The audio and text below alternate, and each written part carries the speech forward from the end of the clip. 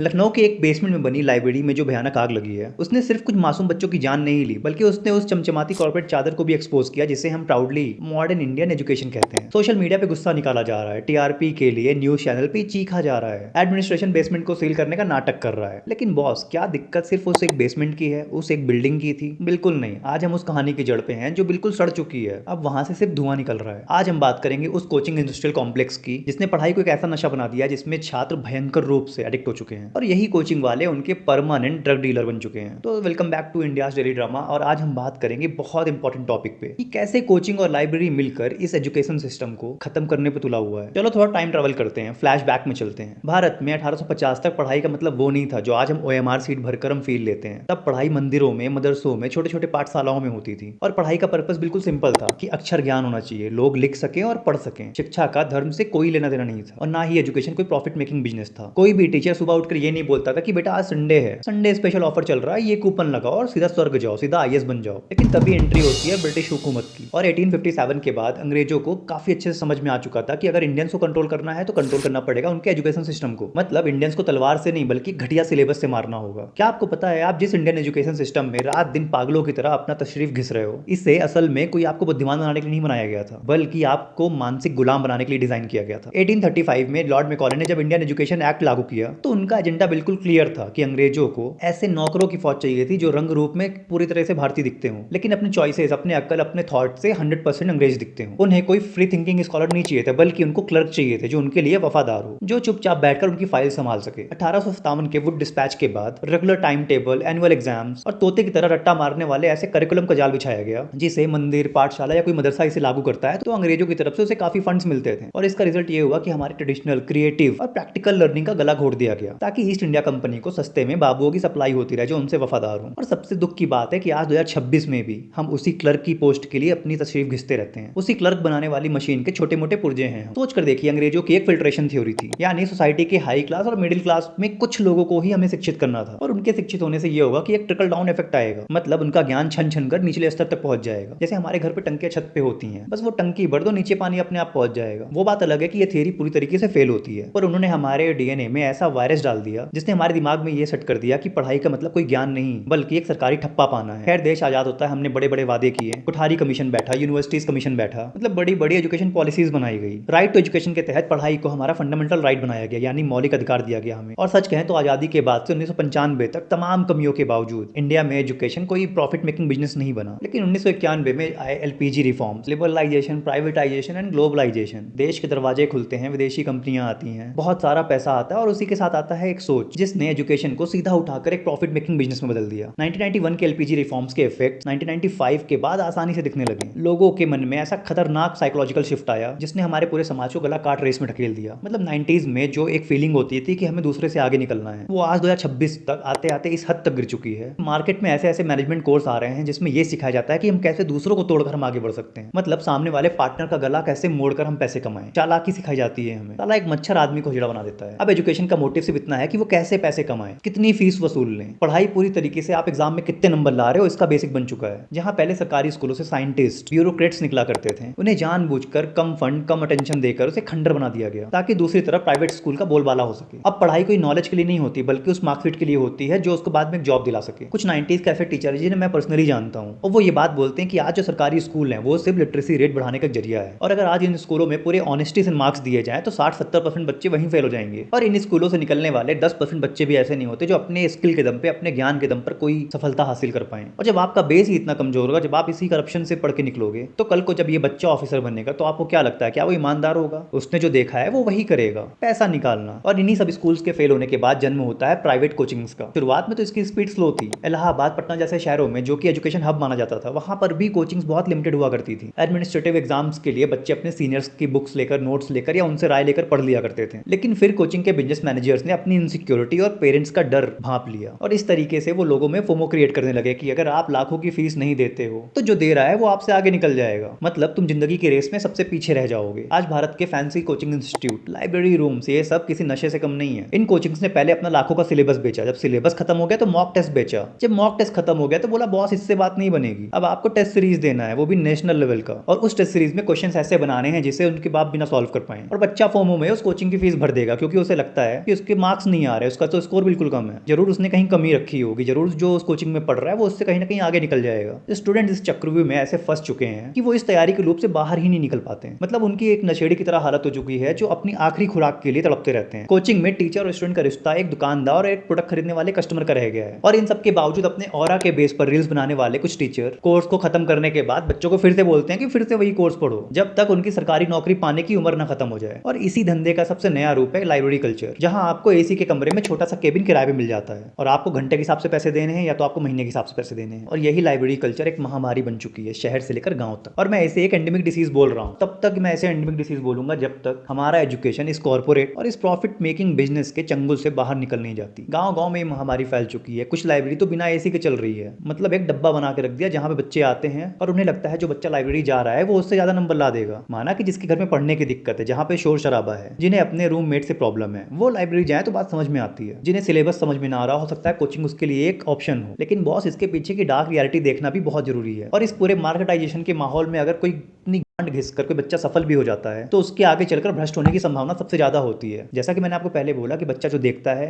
आगे चलकर वही बनता है, और उसने अपनी पढ़ाई के दौरान लेन देन मुनाफा बस यही देखा है। और वैसे भी सफलता पाने के लिए उस बच्चे ने अपनी जवानी अपनी मोरालिटी को दांव पे लगा दी है। तो आपको क्या लगता है कि अफसर बनने के बाद वो राजा हरिश्चंद्र बन जाएगा? सबसे पहले वो अपना इन्वेस्ट किया हुआ पैसा निकालेगा, वो भी पूरे ब्याज के साथ, पूरे इंटरेस्ट के साथ। और कुछ ही एक्सेप्शन होते हैं जो ईमानदार रूप से अपने जॉब को कर पाते हैं। हम सब आज कोचिंग की लाइब्रेरी की स्पेस की बात कर रहे हैं, बेसमेंट में कोचिंग चल रही है, उस पर हम सरकास्टिक हो रहे हैं, लेकिन बॉस उन पे हमला करने से कुछ नहीं होगा। ये सब तो सिर्फ ऊपरी पत्तों को काटना हुआ। अगर वाकई में हमें इस तमाशे को बंद करना है तो उस पेड़ की जड़ को काटना होगा हमें, मतलब एजुकेशन को मार्केटाइजेशन से बाहर निकालना। और बाकी स्टूडेंट से मेरी सिंपैथी है जो बच्चे मजबूर है लाइब्रेरी में जाके पढ़ाई करने को, लेकिन आपको इन लूप होल्स के बारे में थोड़ा सा अवेयर होना होगा। लखनऊ में जिन बच्चों का मर्डर हुआ उन बच्चों के लिए हमारी टीम की तरफ से अश्रुपूर्ण श्रद्धांजलि। लेकिन दुख मनाने से कुछ नहीं होगा, बदलाव तभी आएगा जब इस सिस्टम से सवाल पूछना स्टार्ट करेंगे। तो मिलते हैं कल इंडिया में हो रहा है नए ड्रामा के साथ, तब तक के लिए जय हिंद।